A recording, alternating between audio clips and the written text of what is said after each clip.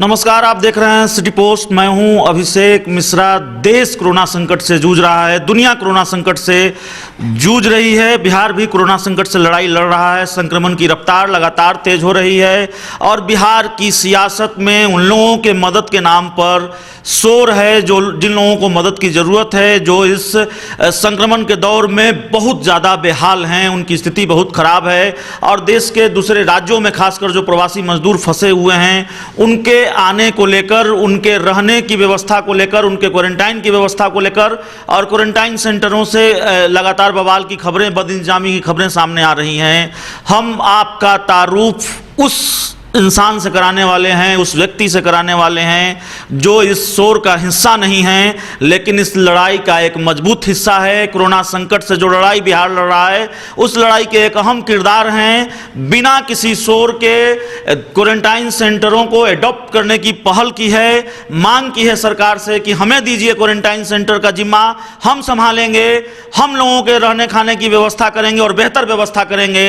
तो हमारे साथ हैं वंचित समाज पार्टी के ललित मोहन सिंह जी, पार्टी के उपाध्यक्ष हैं, और जो तमाम चीज़ों के बारे में हमने आपको बताया है, हम इनसे बातचीत करेंगे और इस बातचीत के बाद ही इनका बेहतर तारुफ आपसे हो पाएगा। आप जान पाएंगे इस व्यक्तित्व के बारे में जिन्होंने बिल्कुल सरकार के सामने ये पहल रखी है, बाकायदा आवेदन दिया है और ये कहा है कि क्वारंटाइन सेंटरों को हमको दीजिए। हर जिले में 2 क्वारंटाइन सेंटर हम एडॉप्ट करेंगे और लोगों के रहने खाने की बेहतर व्यवस्था करेंगे।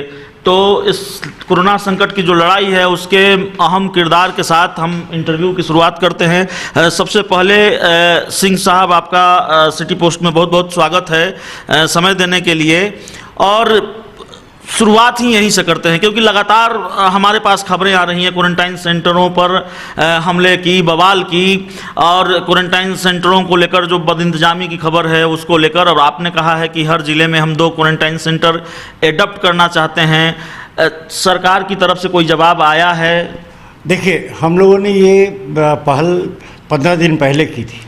उस पहल के तहत हम लोगों ने सरकार से अनुरोध किया था कि आप हर ज़िले में 2 क्वारंटाइन सेंटर, आप हमारे पार्टी के अध्यक्ष के आदेशानुसार कि आप हम लोग को दीजिए। उन क्वारंटाइन सेंटर पर लोगों का खाना पीने का सारा व्यवस्था हम लोग करेंगे। पटना डीएम को मैंने कांटेक्ट भी किया, उनके ऑफिस से हुआ कि नहीं, ओएसडी साहब से बात कर लीजिए। ओएसडी साहब को मैंने फ़ोन भी किया, उन्होंने मेरी बात सुनी और कहा कि साहब, सरकार ने हम लोगों को ये कहा है कि अभी किसी से कोई मदद नहीं लेना है, हम खुद करेंगे। हमारा विरोध सरकार से किसी बात इस पे नहीं है, आप करो, लेकिन आप इंसान को इंसान समझो। आप 2600 रुपया आपने रखा हुआ है एक क्वारंटाइन सेंटर पर प्रति व्यक्ति, जिसमें 650 रुपया आपने रखा है उसके खाने के लिए। 650 रुपये में आपने एक सेट मीनू प्रिंट कर रखा है। लेकिन मैं आपको दिखा सकता हूँ कि उन क्वारंटाइन सेंटरों पे उस मीनू की तो बात छोड़िए, जो खाना का स्टैंडर्ड है वो इतना ख़राब है कि लोग फेंक रहा है। सर, ऐसी मंशा नहीं है सरकार की कि नहीं आपको कहीं खाना नहीं, चूड़ा और मिर्च है, चूड़ा मिर्च है। उसका फोटो वीडियो आया हुआ है लोगों के पास, हमारे पास भी आया हुआ है। और लोग, दुख की बात इस बात का है कि इस इतने सेंसिटिव मैटर पर भी सरकारी पदाधिकारी इतने उदासीन हैं और इस तरह से पेश आ रहे हैं जैसे वो किसी कीड़े मकोड़े को ट्रीट कर रहे हैं। सबसे दुखदायी बात कहाँ होता है कि बिहार के लोगों के लिए सबसे बड़ा दुखदायी बात यह है कि आप कहते हैं प्रवासी मजदूर। प्रवासी का मतलब क्या होता है? एनआरआई, क्या वो नॉन रेजिडेंट इंडियन है? क्यों मजदूर बिहार का है?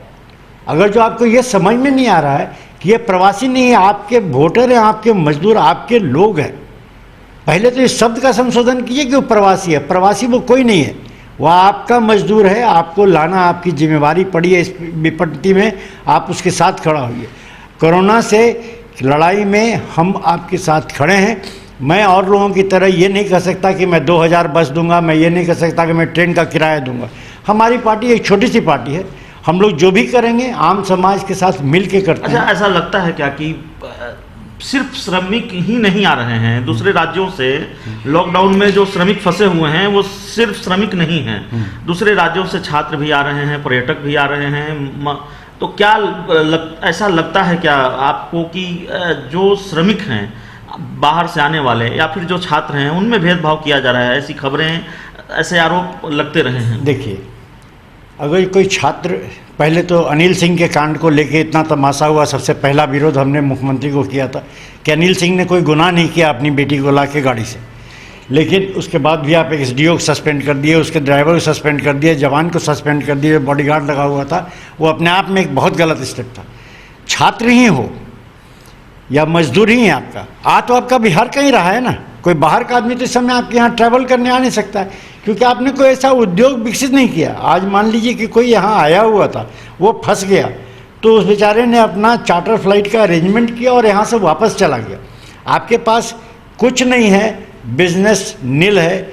ये हमको समस्या इस बात का नहीं, हमको समस्या इस बात से कि ये क्वारंटाइन के पीरियड को ख़त्म करने के बाद जब ये 3 करोड़ की आबादी निकलेगी सड़क पे, इसको काम क्या देने वाले हैं आप?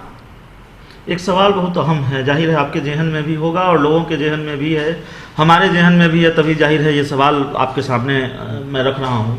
सवाल ये है कि क्या, चूंकि बिहार में विधानसभा के चुनाव होने हैं, इसलिए सरकार, चूंकि पहले नीतीश कुमार ये कह रहे थे कि मजदूर जब आएंगे तो संक्रमण का खतरा बढ़ेगा, और बढ़ रहा है।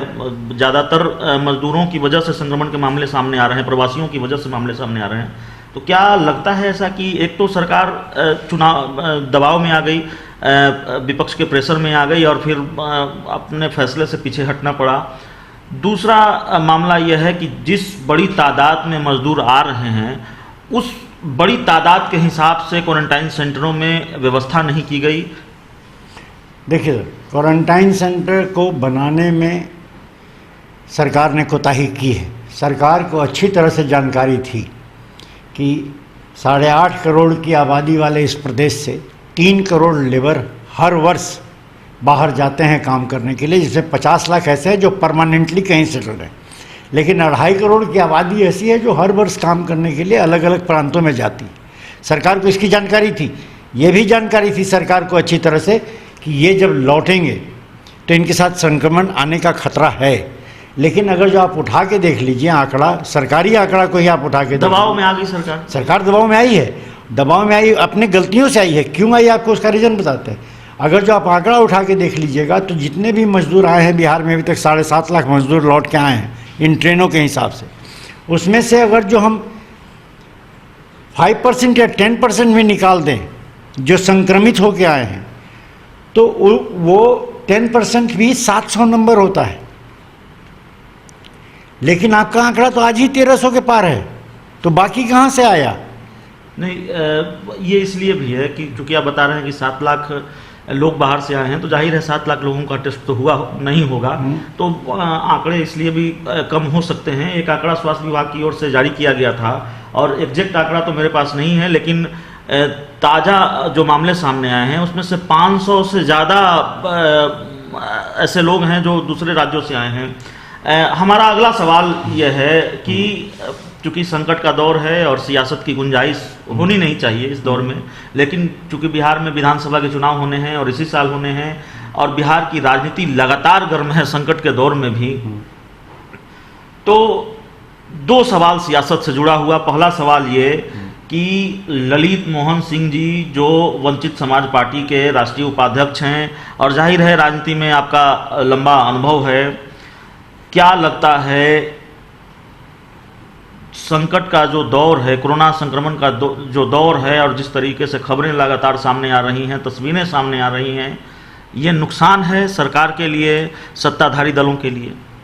बिल्कुल है, क्योंकि चुनाव इसी साल होने हैं। बिल्कुल है, बिल्कुल है, और इसमें कोई रिस्पॉन्सिबल नहीं है, इसमें कोई रिस्पॉन्सिबल नहीं है। विपक्ष तो बिहार में पहले भी गौन था, विपक्ष सिर्फ अखबारबाजी पर बिलीव करता रहा, लेकिन ये बहुत बड़ा चैलेंज है गवर्नमेंट के लिए। इस चैलेंज पे गवर्नमेंट टोटली कोलैप्स कर गया है, उसको समझ नहीं आ रहा है कि हम करें क्या। एक आखिरी सवाल है हमारा, अगर सियासत की ही बात कर रहे हैं तो एक तो विपक्ष की भूमिका की अगर बात करें, वंचित समाज पार्टी की भूमिका क्या है इस कोरोना संक्रमण के दौरान, और ये लड़ाई कितनी आक्रामक होने वाली है अगर आपकी पार्टी कोई लड़ाई लड़ रही है संक्रमण के दौर में? सर, इस संक्रमण के दौर में कुछ भी कहना अतिशयोक्ति होगा, लेकिन एक बात तो तय है, वो सरकार को अच्छी तरह समझ लेना चाहिए कि हम आज आपके साथ इस संक्रमण में खड़े ज़रूर हैं, आपको ऑफ़र भी कर रहे हैं, हाथ जोड़ के आपसे प्रार्थना भी कर रहे हैं कि आप प्लीज़ पार्टिसिपेट करने दीजिए हमको आपकी राजनीति और आपकी सत्ता फत्ता से कुछ लेना नहीं है। लेकिन एक बात तय है कि आने वाला समय आपके लिए, बाकी क्या करेंगे नहीं जानते हैं, लेकिन आपके लिए मजदूर और किसानों के मुद्दे पर वंचित समाज पार्टी आपकी ज़िंदगी को जरूर बेदम करके छोड़ देगी आने वाले 3 महीनों के अंदर में। तो सरकार अगर नहीं चाहती, सरकार ने मांग नहीं मानी, आग्रह नहीं माना, तो वंचित समाज पार्टी सरकार को बेदम कर देगी। हम बात कर रहे थे पार्टी के राष्ट्रीय माफ कीजिएगा पार्टी के उपाध्यक्ष ललित मोहन सिंह जी से। कोरोना संक्रमण पर बात हुई और सबसे बड़ी बात ये हुई कि जिन क्वारंटाइन सेंटरों से बदहाली और बदइंतजामी की तस्वीर सामने आ रही हैं, बवाल की खबरें सामने आ रही हैं, पार्टी की ओर से ये आग्रह किया गया है सरकार से कि हमको दीजिए, हम हर जिले में 2 क्वारंटाइन सेंटर एडॉप्ट करेंगे और लोगों के रहने खाने की बेहतर व्यवस्था करेंगे। लेकिन सरकार ने जो कहा है वो आप जान चुके हैं, इस इंटरव्यू में ललित मोहन सिंह ने जी बताया है। और सबसे बड़ा ऐलान, सबसे बड़ी चेतावनी सरकार के लिए कि सरकार ने आग्रह नहीं माना तो सरकार को बेदम कर देंगे। इस खबर में इतना ही, इस इंटरव्यू में इतना ही। अगर ये इंटरव्यू आपको अच्छा लगे, ललित मोहन सिंह जी की बात अच्छी लगे, तो इसे अपने दोस्तों के साथ खूब शेयर कीजिए। हमारे आपके प्यार, समर्थन और सहयोग की बदौलत हम मजबूती से आपकी आवाज़ लोगों तक पहुंचा पाते हैं, सरकार तक पहुंचा पाते हैं। अपना प्यार, समर्थन और सहयोग बनाए रखिए। इस इंटरव्यू में इतना ही।